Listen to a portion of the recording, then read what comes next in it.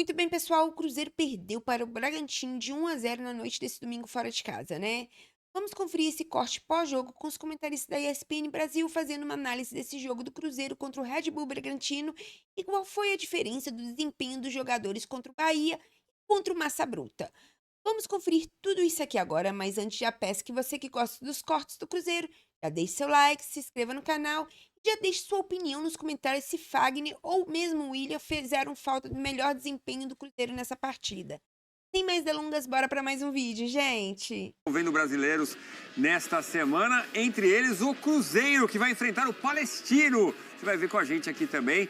Cruzeiro que acaba de ser derrotado pelo Bragantino, 1-0, gol do John. Ô Eugênio, o Cruzeiro havia mostrado evolução contra o Bahia, fala, agora o Super Cruzeiro apareceu, Leonardo Jardim achou a fórmula. O que aconteceu para o Bragantino sair com os 3 pontos do jogo de Bragança? Aliás, o último jogo do estádio como conhecemos, né, que vai ser demolido. Exatamente, né? O próximo jogo já vai ser no estádio municipal que o Bragantino reformou. O que aconteceu com o Cruzeiro? Do outro lado tinha o Bragantino, que propôs outro tipo de jogo que o Bahia, né? O Bahia é um time que gosta muito de ter a bola, de trabalhar a posse de bola, e o Cruzeiro pôde, contra o Bahia, ser um time muito agressivo, recuperar essa bola e jogar rapidamente. O Bragantino não deu essa chance, foi o contrário. A gente está vendo justamente o gol do John. Era o Cruzeiro tentando sair com a bola. E aí a marcação muito intensa do Bragantino fez com que essa bola fosse recuperada após um passe ruim do Cássio. E em 3 toques, a bola estava no fundo da rede. A partir daí, o Bragantino foi melhor no primeiro tempo.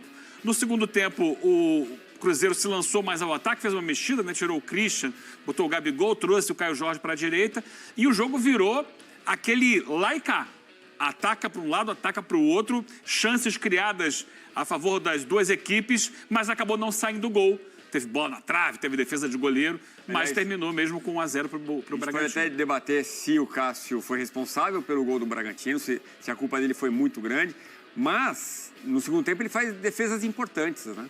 Faz defesas importantes, a gente sabe, dá para colocar culpa em um jogador, assim, o passe dele não foi bom, mas também o passe para ele o deixou numa situação desconfortável. Ele não é o goleiro para jogar dessa forma, não é de hoje que a gente sabe disso. Então, o sistema não favoreceu o Cássio e ele não respondeu bem. No segundo tempo, ele fez defesas importantes, porque ele é o goleiro de fazer defesas importantes, não de sair jogando com os pés. É o goleiro, não é o goleiro linha, né? Então, faz parte. Ele, dentro do que se espera dele, do que ele sempre foi, ele respondeu positivamente, fazendo defesas que salvaram o Cruzeiro de um segundo gol. O Cruzeiro foi muito elogiado pela forma como entrou, mordendo contra o Bahia, marcando lá na frente. Só que talvez tenha encontrado um time que tem essa característica de brigar por cada bola e tal, e aí tem encontrado essa dificuldade em Bragança Paulista. Exatamente. E encontrou o seu ex-técnico, né? O Fernando Seabra do outro lado lá, que vinha de uma vitória fora de casa. O Bragantino tinha vencido o Sport na Ilha do Retiro, portanto vive um bom momento. E é um time que tem por característica principal isso. Marcação muito intensa. É um time de muita pegada, de muita energia, de subir essa linha para dificultar o início do jogo, né, da construção do jogo do time adversário. E encaixou isso muito rapidamente no jogo. Em função de conseguir encaixar, complicou muito a vida do Cruzeiro para que o Cruzeiro pudesse, no primeiro tempo, chegar ao ataque. É claro, chegou, teve até um lance muito polêmico que gerou uma consulta demoradíssima ao VAR, foram vários minutos, um árbitro muito indeciso, foi pênalti, não foi pênalti, foi mão, não foi mão. No final das contas, ele não marcou nada no ataque do Cruzeiro, mas o Bragantino conseguiu ser consistente ao longo de 90 minutos. Ele foi mais inteiro no jogo do que o Cruzeiro, né? O Cruzeiro foi buscando, foi correndo atrás do Bragantino, que já tinha aberto uma vantagem, estava mais inteiro no jogo e mais competitivo. Há reclamação de que a bola bateu na mão, que não bateu na mão, no caso não bateu, né, do Gosman Pereira, na tentativa ali de finalização da pequena área, uma das chances do Cruzeiro no segundo tempo. Aí a gente está vendo todos os melhores momentos da partida, então é destaque até na nossa tela, o Bragantino na 4ª colocação do Campeonato Brasileiro, a 3 pontos do líder Palmeiras, está com a mesma colocação do Fluminense, que é o 3º, um abaixo do Flamengo, que é o 2º colocado, então por enquanto, vem bem no campeonato o Massa Bruta. E o Cruzeiro depois desse tropeço, tem 7 pontos. Em 5 jogos, 7 pontos. Tem mais pontos do que futebol até aqui, o Cruzeiro. Não está mal na tabela. 7 pontos é uma posição intermediária. Se ele tivesse vencido, estaria ali dentro do G4. 2 vitórias e 1 empate. Até agora, de atuação consistente mesmo, apenas a da vitória sobre o Bahia, né? Na última quinta-feira. E aí a gente vê o Cássio como começa a aparecer em alguns lances importantes do segundo tempo. Vamos ver. Essa foi por cima. Mas vai ter uma defesa muito boa do Cássio, que a gente vai mostrar já já. Aí, ó. Nessa ele foi bem. É muito bom goleiro. A gente conhece muito o Cássio, o desempenho dele debaixo das traves, né? Ali ele é muito bom. Quando o Cruzeiro contratou o Cássio, né, o técnico era o Fernando Diniz, e eu colocava isso. Gente, imaginar o Cássio jogando com o Fernando Diniz. O Cássio, mas o Fernando Diniz conseguiu educar o Fábio para jogar com os pés. Só que o biotipo do Cássio ele é muito mais pesado, né? Ele tem uma envergadura maior. É difícil ele ter um pouco de malemolência, de ginga, para poder dominar aquela bola, sair de uma pressão de um marcador adversário que vai lá tentar roubar-lhe a bola. Então, ele acaba se livrando dela. Essa bola ele chega a desviar. Dá um toquinho muito leve, mas ela bate na trave depois. Né?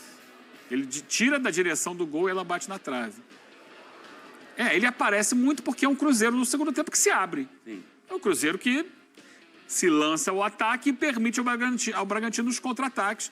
E o Bragantino faz esses contra-ataques e eu acho que até gera mais situações de gol do que o Cruzeiro nessa condição, mas não acaba convertendo. Agora, daqui a pouco a gente vai falar mais da partida, mas eu queria saber do Gabigol. Ele entra no segundo tempo. Você viu algum sinal positivo de evolução do Gabriel? Não. Não conseguiu fazer um jogo convincente. É verdade, é importante dizer também que o time não proporcionou a ele isso. São situações diferentes. Não dá para botar tudo na conta do Gabigol. Não dá para botar tudo na conta dele. É um Cruzeiro que ainda tenta entender como encaixá-lo e encaixar também o Dudu dentro desse contexto. O Dudu entrou depois do Gabigol, já no segundo tempo, até sofre uma falta no finalzinho ali, né? Que era o último lance de esperança de gol, mal batida. Mas o Gabi, ele não conseguiu receber uma bola sequer em condições de fazer gol. E a função dele é finalizar.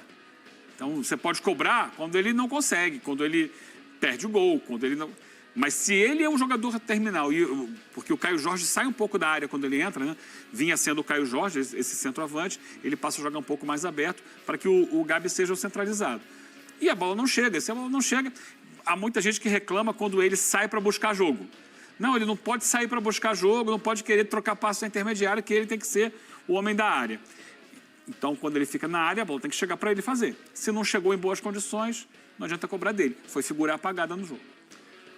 Muito bem, Leonardo Jardim havia ganhado elogios contra o Bahia, agora o Cruzeiro, então, derrotado em Bragança. Um começo difícil mesmo, como a gente vê na tela aí, 10 jogos, 2 vitórias, 3 empates, 5 derrotas, aproveitamento de 30% só para esse forte time no papel do Cruzeiro, 10 gols marcados e 13 sofridos, entre eles este do John na vitória por 1-0 do Bragantino. O estádio vai ser demolido, né?